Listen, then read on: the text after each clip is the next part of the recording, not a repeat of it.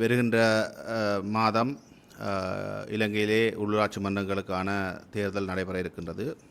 அதேபோன்று வடக்கு கிழக்கிலும் அந்த தேர்தலிலே தமிழ் கட்சிகள் போட்டியிடுகின்றன.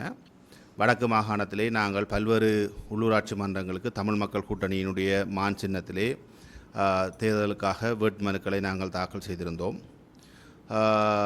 அதிலே எங்களுடைய வேட்புமனுக்கள் 4 இடங்களிலே நிராகரிக்கப்பட்டிருக்கிறது. நிராகரிக்கப்பட்டதுக்கான காரணமாக யாழ்ப்பாண மாநகர சபையிலே ஒரு வேட்பாளரினால் சமர்ப்பிக்கப்பட்ட சத்தியப்பிரமாண படிவத்திலே சத்தியப்பிரமாண ஆணையாளர் தன்னுடைய ஒப்பத்தை இடவில்லை என்ற காரணத்தை கூறி யாழ் மாநகர சபையிலே எங்களுடைய வேட்புமனு நிராகரிக்கப்பட்டிருந்தது. அதேபோன்று ஏனைய சபைகளிலே இளம் வேட்பாளர்களுடைய பிறப்பத்தாட்சி பத்திரத்தின் டிஎஸ்ஸினாலே அத்தாட்சிப்படுத்தப்பட்ட பிரதி வழங்கப்படவில்லை என்கின்ற காரணத்தின் அடிப்படையில் நிராகரிக்கப்பட்டிருந்தது. உண்மையிலே நாங்கள் மாநகர சபையினுடைய எங்களுடைய வேட்புமனு மற்றும் ஏனைய சபைகளிலே எங்களுடைய வேட்புமனுக்கள் நிராகரிக்கப்பட்டதற்கு கூறப்பட்ட காரணங்கள் ஏற்புடையவை அல்ல. அவை ஜனநாயகத்தை புதைகுழி தோண்டி புதைக்கின்ற செயற்பாடுகள் என்கின்ற அடிப்படையிலே நாங்கள் அடிப்படை மனித உரிமை மீறல் வழக்குகளை இலங்கையினுடைய உச்ச நீதிமன்றத்திலே நாங்கள் தாக்கல் செய்திருந்தோம். அவ்வாறு நாங்கள் இலங்கையினுடைய உச்ச நீதிமன்றத்திலே தாக்கல் செய்த அந்த வழக்கிலே உங்கள் எல்லோருக்கும் தெரியும், நாங்கள் உடனடியாகவே இந்த வழக்குகளை தாக்கல் செய்திருந்த தரப்பு.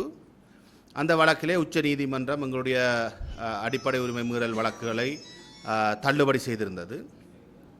ஆனால் நீங்கள் எல்லோரும் அறிந்திருப்பீர்கள், இலங்கையினுடைய பல்வேறு உள்ளூராட்சி மன்றங்களிலே பல்வேறு கட்சிகளுடைய வேட்புமனுக்கள் நிராகரிக்கப்பட்டிருந்தது. அதற்கு எதிராக சில கட்சிகள் மேன்முறையீட்டு நீதிமன்றத்திலே வழக்கு தாக்கல் செய்து இதே காரணங்களுக்காக பிறப்பத்தாட்சி பத்திரத்தை அத்தாட்சிப்படுத்தாமல் அல்லது ஜேபி அல்லது ஒரு சட்டத்திரணி ஊடாக உறுதிப்படுத்தி வழங்கப்பட்ட சான்றுகளை ஏற்க முடியாது என்று எங்களுடைய கட்சியினுடைய வேட்புமனுக்களை நிராகரிக்கப்பட்டது போன்று நிராகரிக்கப்பட்ட வேட்புமனுக்களை ஏற்றுக்கொள்ளுமாறு மேன்முறையீட்டு நீதிமன்றம் கட்டளை வழங்கியதும் உங்கள் எல்லோருக்கும் தெரியும். அதே போன்று சத்தியப்பிரமாண ஆணையாளரின் தவறினாலே நிராகரிக்கப்பட்ட வேட்புமனுக்களையும் ஏற்றுக்கொள்ளுமாறு எங்களுடைய மாநகர சபையிலே நிராகரிக்கப்பட்டது போன்ற வேறு சபைகளிலே நிராகரிக்கப்பட்ட விடயங்களையும் ஏற்றுக்கொள்ளுமாறு மேன்முறையீட்டு நீதிமன்றம் உத்தரவு வழங்கியது.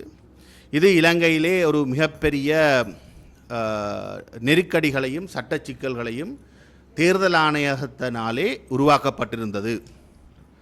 ஒரு நீதிமன்றம் நிராகரித்த விடயங்களை இன்னொரு நீதிமன்றம் ஏற்றுக்கொண்டிருக்கின்ற ஒரு நிலைமையும் இலங்கையிலே ஏற்படுத்தப்பட்டது.